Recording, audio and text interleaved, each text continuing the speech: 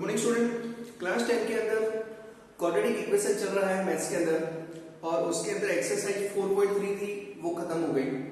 जो बाकी के जो सम थे क्वेश्चन नंबर 9 से वो करने की जरूरत नहीं है। आज स्टार्ट करते हैं एक्सरसाइज 4.4। इसका क्वेश्चन नंबर 1 है, उसमें लिखा है find the nature of the roots. इसकी रूट का नेचर कैसा होगा वो हमें फाइंड करना है। मतलब रियल रूट मिलेंगे, इक्वल डिस्टिंक्ट रियल रूट मिलेंगे या इक्वल रूट मिलेंगे या तो फिर रूट नहीं मिलेंगे। और वो कैसे पता चलता है आपको पता है, जब आप उसका डिस्क्रिमिनेंट फाइंड करते हैं तब डिस्क्रिमिनेंट के ऊपर से आपको रूट का नेचर पता चलता है। उसने बोला है if the real root exist, अगर उसकी रियल रूट है तो फाइंड करो। अब रियल रूट है तो पता कैसे चलेगा, तो डिस्क्रिमिनेंट अगर पॉजिटिव आ जाए तो हमें समझना है इस इक्वेशन के दो रूट होंगे, वो भी कैसे रियल। तो देखिए फर्स्ट वाला 2x² minus 3x plus 5 equal to 0। इसको हम कंपेयर करेंगे क्वाड्रेटिक इक्वेशन के स्टैंडर्ड फॉर्म के साथ। तो a is equal to 2, b is equal to -3 and c is equal to कितना है 5 है। तो डिस्क्रिमिनेंट का फॉर्मूला क्या था, d is equal to b² minus 4ac। तो d is equal to -3 whole square, 4 a की जगह पे 2, c की जगह पे 5। तो यहाँ पे 9 माइनस होगा 40 तो कितना होगा -31। -31 कैसा है, लेस देन 0 है। डिस्क्रिमिनेंट लेस देन 0 आता है तो हमें ऐसा नहीं लिखना है कि रूट डू नॉट एग्जिस्ट या तो फिर उसके जो रूट है वो नहीं मिलते, ऐसा भी नहीं लिखना है। Real root do not exist ऐसे लिखेंगे, real root do not exist या तो फिर equation has no real root ऐसा लिखेंगे। This equation has no real root. बस मतलब इस इक्वेशन के रियल नंबर के अंदर रूट नहीं मिलते, कॉम्प्लेक्स नंबर के अंदर मिलते हैं, वो आएगा स्टैंडर्ड 11 के अंदर। चलिए फर्स्ट वाला खत्म हो गया। अब सेकंड वाले में बोला है 3x² minus 4 root 3x plus 4 is equal to 0। A कितना दिया हुआ है 3, बी कितना है -4 रूट 3 और सी कितना दिया हुआ है 4। डिस्क्रिमिनेंट फाइंड करने के लिए फॉर्मूला था d is equal to b² minus 4ac। तो यहाँ पर -4 रूट 3 होल स्क्वायर -4 a की जगह पे 3, c की जगह पे 4। तो यहाँ पे 4 3 हो जाएगा 12 और यहाँ पे 16 3 48, सॉरी यहाँ पे हो जाएगा 48 माइनस 48 इक्वल टू 0। और डिस्क्रिमिनेंट 0 आता है तो हमें समझ जाना है, तो उसके दो रियल रूट होंगे, वो कैसे, इक्वल रियल रूट। तो यहाँ पे लिखेंगे equation has, this equation has two real equal root, two equal real root.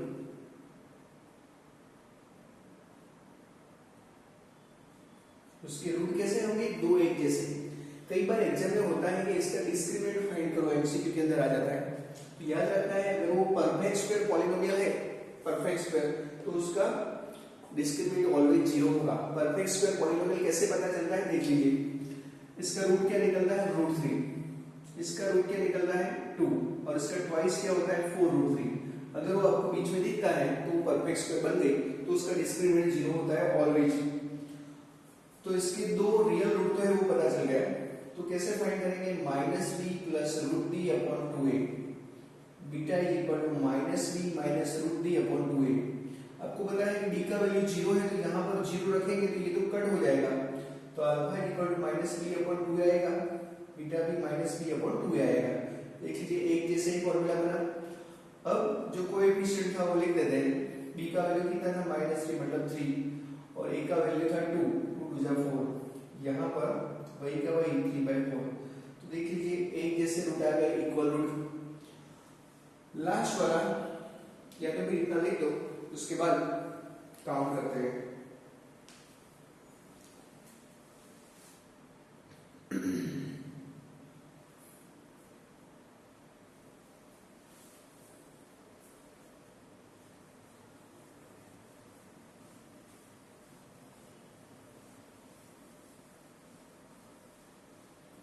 यहाँ पर ए का वैल्यू क्या दिया हुआ है 2, बी का वैल्यू है -6 और सी का वैल्यू है 3।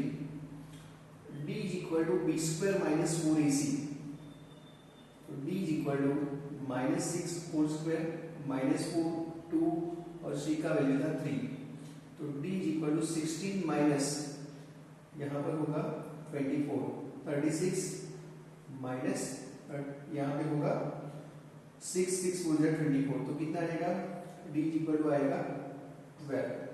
12 कैसा होता है ग्रेटर देन 0, ग्रेटर देन 0 है तो उसके कितने रूट होंगे, this equation has 2 distinct real root, 2 root कैसे होंगे वो भी अलग अलग, तो फाइंड करेंगे alpha is equal to -b plus √b upon 2a and beta is equal to उसके जैसा ही लेकिन उसका कंजुगेट, तो alpha is equal to -b कितना था 6 मतलब +6 हो जाएगा, यहाँ पे √12 2a मतलब 4, यहाँ पे 6 माइनस √12 अपॉन 4, तो 6 यहाँ पर 4 3 जा और यहाँ पे 6 माइनस 4 3 जा लिख देते हैं, तो 6 ये 4 का रूट बाहर निकलेगा 2√3/4 और यहाँ पे 6 माइनस 2√3/4, 2 को कॉमन निकालते हैं डिवाइड कर देते हैं, तो 3 प्लस √3/2 और यहाँ पर 3 माइनस √3/2 लिख दीजिए।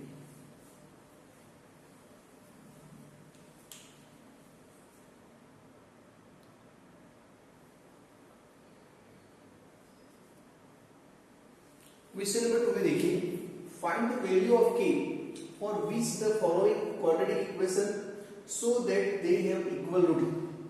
अगर इस इक्वेशन के इक्वल रूट होते हैं तो k का वैल्यू फाइंड करना है। तो मैंने आपको बोला अभी कि अगर इस इक्वेशन के इक्वल रूट होंगे क्वाड्रेटिक इक्वेशन के तो परफेक्ट स्क्वायर पॉलिनोमियल होगी, परफेक्ट स्क्वायर इक्वेशन होगा, उसमें आपको नहीं जाना है। तो इक्वल रूट का मतलब क्या होगा, डिस्क्रिमिनेंट होगा 0, इक्वल रूट है मतलब डिस्क्रिमिनेंट 0 होगा।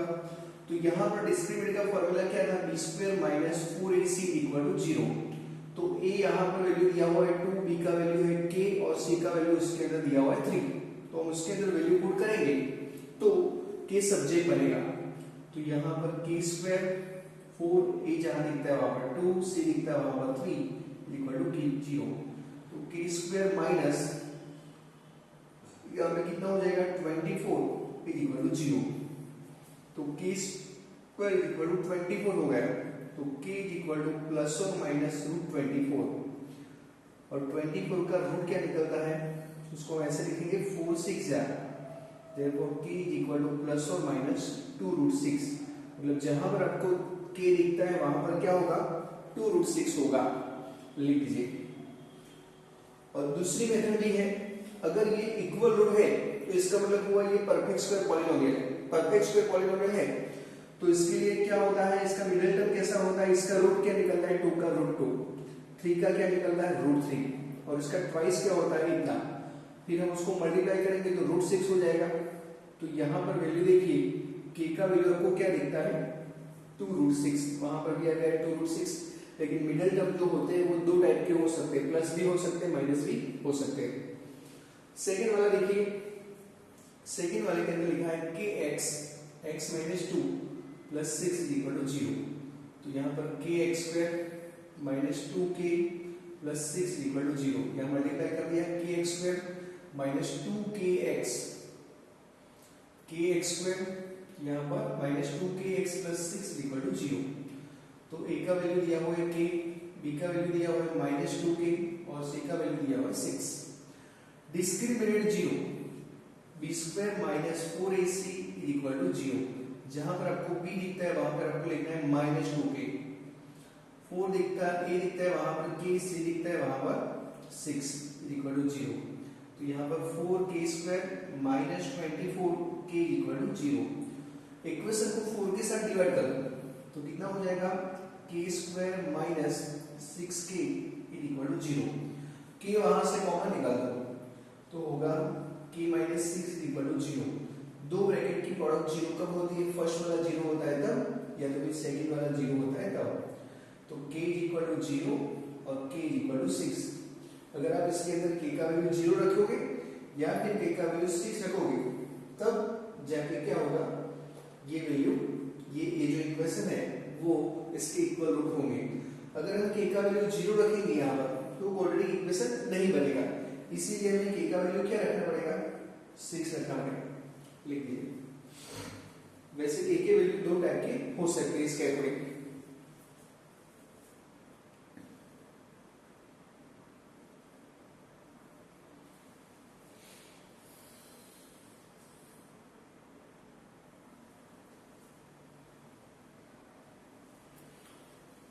थर्ड नंबर का क्वेश्चन देखिए, इसमें लिखा है is it possible to design a rectangular mango grow.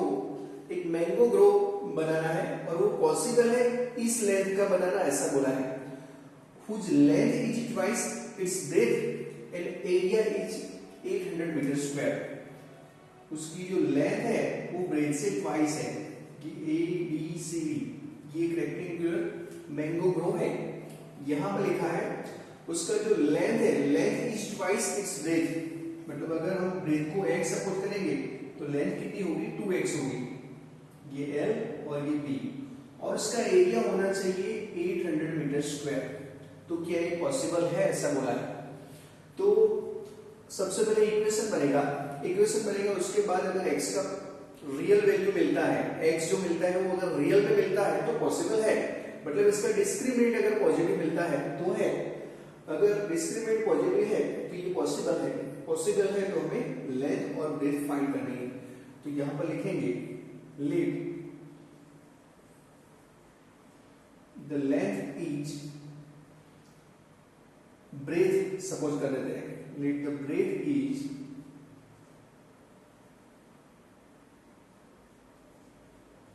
x metre and the length is, तो फिर लेंथ क्या होगी उससे ट्वाइस 2x मीटर। अब एरिया आपको बताया कि एरिया कैसे बनता है, L इंटू B से रेक्टेंगल का। तो 800 L कितना था x, यहाँ पर था 2x, तो 2x square is equal to 800, मतलब x स्क्वायर इक्वल टू 400।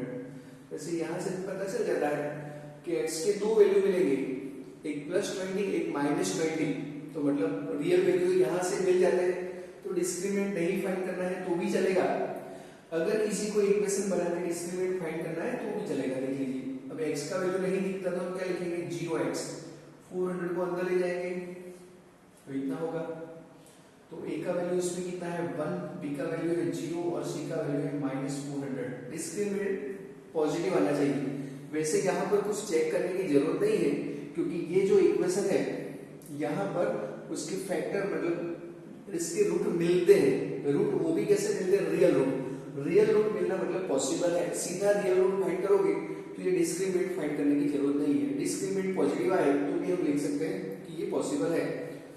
तो d is equal to b square minus 4ac, b का वैल्यू इसमें 0 है, -4, ये कितना है 1, तो यहाँ पे कितना हो गया 1600, तो पॉजिटिव होता है, इसीलिए दिस इज पॉसिबल। मतलब जो ऊपर आपने लिखा है वो ऐसा मैंगो को बनाना पॉसिबल है। अब है तो लेंथ और ब्रेथ फाइंड कीजिए। तो x स्क्वायर इक्वल टू 400 है, तो x इक्वल टू क्या होगा, प्लस और माइनस 20 होगा इसका रूट। तो x इक्वल टू 20 और x इक्वल टू -20। लेकिन लेंथ कभी माइनस नहीं होती, -20 is not possible. Therefore x equal to क्या होगा 20 मीटर। x क्या सपोज किया था आपने, ब्रेथ, तो ब्रेथ होगी 20 मीटर, तो फिर लेंथ क्या होगी उससे ट्वाइस 40 मीटर। अब चेक कर लो एरिया कितना हो गया, 800 मीटर स्क्वायर हो गया। लिख दो।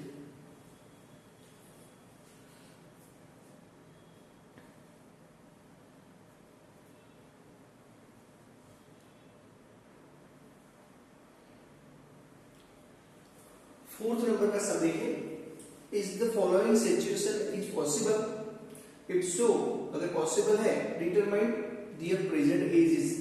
अगर वो ऐसा होता है मतलब ये सिचुएशन पॉसिबल है जो यहाँ पर लिखा हुआ वो, तो उसकी प्रेजेंट एजेस हमें फाइंड करनी है। उसमें लिखा है sum of ages of two friends is 20 years. दो फ्रेंड है, उनकी एज का टोटल कितना होता है? 20 ईयर होता है। तो हमें नहीं पता है तो हम सपोज कर देंगे let age of one friend each x years, therefore the age of other is, दोनों की टोटल कितना होता है? 20। एक आपने x सपोज कर लिया, ये एक फ्रेंड है उसकी एज, ये दूसरे की एज, दोनों का टोटल 20 होता है। एक का तो आपने x सपोज कर लिया, तो दूसरे का हम कैसे फाइंड करते हैं? इक्वल सब्जेक्ट बनाते हैं, तो 20 माइनस x, तो दूसरे की एज कितनी होगी? 20 माइनस x ईयर्स। यहाँ पर प्रेजेंट एज लिखना है, let the present age of, ऐसे ही दूसरे की भी प्रेजेंट एज। उसके बाद लिखा है 4 ईयर अगो, 4 साल पहले, the product of their age in years was 48। 4 साल पहले दोनों की एज थी, उसका जो मल्टीप्लिकेशन था वो 48 था। तो मतलब ये पॉसिबल है कि नहीं है? अगर वो पॉसिबल होगा तो डिस्क्रिमिनेंट ग्रेटर देन 0 आएगा। तो 4 साल पहले, 4 years ago their ages was, where, उनकी एज क्या होगी 4 साल पहले? इसकी होगी x माइनस 4 ईयर्स, एंड उसकी 4 साल पहले 20 माइनस एक्स माइनस 4, मतलब कितना होगा? 16 माइनस एक्स ईयर्स होगी। अब दोनों की प्रोडक्ट, 4 साल पहले की जो प्रोडक्ट है 16 माइनस एक्स, वो कितनी होती है? 48। अब ये जो लिखा है वो सही है कि गलत है? तो अगर डिस्क्रिमिनेंट नेगेटिव आ गया तो गलत, पॉजिटिव आ गया या ग्रेटर देन 0 आ गया तो सही। तो दोनों की मल्टीप्लिकेशन करेंगे, 16x minus x square minus 64 plus 4x equal to 48। तो यहाँ पे कितना होगा?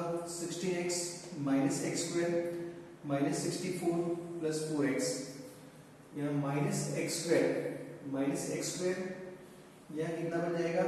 20x माइनस एक्स स्क्वायर, ये दोनों का टोटल होगा 20x minus 64 minus 48 equal to 0, minus x square, दोनों का टोटल होगा 20x माइनस 64 48, तो माइनस एक्स स्क्वायर प्लस यहाँ पर 20x, और यहाँ पे कितना होगा एडिशन? 2 और 1 7 प्लस 4 11 इक्वल टू 0। अब माइनस के साथ मल्टीप्लाई कर दो तो x square minus 20x plus 112 equal to 0।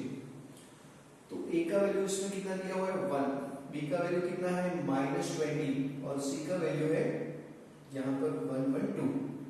अब डिस्क्रिमिनेंट फाइंड करते हैं, d equal to b square minus 4ac, तो d कितना था? माइनस 20, यहाँ पे 4 और 112, यहाँ होगा कितना? 400 माइनस यहाँ पे 4 टू जा 8 4 4, तो कितना आ गया? माइनस 48, और ये तो लेस देन 0 आ गया। तो यहाँ लिखेंगे एबो सिचुएशन, यहाँ आपको नीचे लिखना है एबो सिचुएशन इज नॉट पॉसिबल।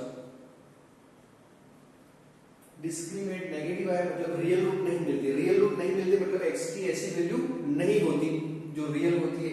ऐसी कोई एज नहीं होती कि जिससे उनकी अभी की एज है उनका टोटल 20 हो और 4 साल पहले की एज का मल्टीप्लिकेशन 48 हो। लिख दीजिए।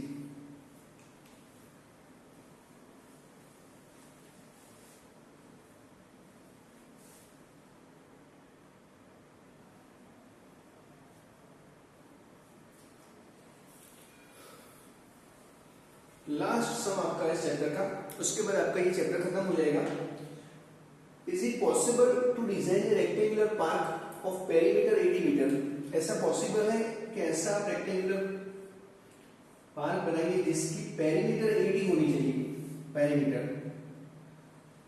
पेरीमीटर होनी चाहिए 80 मीटर और एरिया होना चाहिए 400 मीटर, एरिया 400 मीटर स्क्वायर होना चाहिए।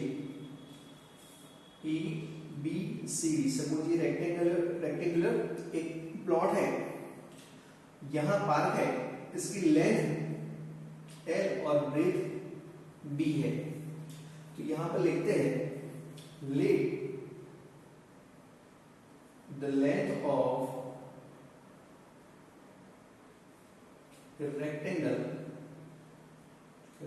Rectangular park each x metre, उसकी जो लेंथ है वो हमने सपोज कर दी एक्स मीटर, तो फिर उसकी ब्रेथ क्या होगी वो कैसे ढूंढेंगे, तो वो ढूंढेंगे हम पेरीमीटर के ऊपर से। आपको पता है ये बी है तो ये भी बी होगा, ये एल है तो ये भी एल होगा। और पेरीमीटर कैसे बनती है आपको पता है, पेरीमीटर बनती है 1L और 1L सबका टोटल से, 1L और 1L होता है 2L और 1B और 1B होता है 2B, तो इन सबकी टोटल से पेरीमीटर बनती है। इसको 2 के साथ डिवाइड कर दो तो L plus B equal to हुआ 40। L आपको पता है x, B आपको फाइंड करना है, तो B कितना होगा 40 माइनस x मीटर, मतलब ब्रेथ आपको पता चल गई 40 माइनस x मीटर होगी, लेंथ होगी x और ब्रेथ होगी 40 माइनस x मीटर। अब दूसरी चीज यहाँ पर एरिया आपके पास है, एरिया फाइंड करने के लिए फॉर्मूला क्या था, L इंटू B 400, L कितना था x, ब्रेथ कितना था 40 माइनस x इक्वल टू 400, तो यहाँ पे 40x minus x square equal to 400, इसको हम उस साइड लाएंगे तो x स्क्वायर minus 40x plus 400 equal to 0। तो यहाँ पर देखिए डिस्क्रिमिनेंट अगर पॉजिटिव आ जाए तो समझना है ये पॉसिबल है, मतलब x के दो वैल्यू मिलेंगे रियल वैल्यू तो पॉसिबल है, या तो सीधा फैक्टराइज करोगे तो भी बिना डिस्क्रिमिनेंट फाइंड किए तो भी पता चल जाएगा। अगर इस करोगे तो ये 400 के ऐसे पार्ट बनाए जिसका प्रोडक्ट 400 हो जाए और एडिशन 20 हो जाए, तो उसके लिए होगा x माइनस 20 इक्वल टू 0, तो x माइनस 20 इक्वल टू 0 और x माइनस 20 इक्वल टू 0, तो x इक्वल टू 20 और x इक्वल टू 20, मतलब x का वैल्यू कितना था 20 था, मतलब लेंथ कितनी थी 20 मीटर, तो ब्रेथ कितनी होगी 40 माइनस x, तो ब्रेथ होगी 40 माइनस 20, तो ब्रेथ होगी 20 मीटर। यहाँ पर लेंथ भी इतनी आ गई और ब्रेथ भी इतनी आ गई, तो मतलब ये क्या होगा स्क्वायर होगा। स्क्वायर को हम रेक्टेंगल बोल सकते हैं लेकिन रेक्टेंगल को स्क्वायर नहीं बोल सकते, तो ये पॉसिबल है और ये हमने लेंथ और ब्रेथ फाइंड कर ली। तो इसके साथ आपका एक्सरसाइज 4.4 भी खत्म हो गया और ये चैप्टर भी खत्म हो गया, लिख दीजिए।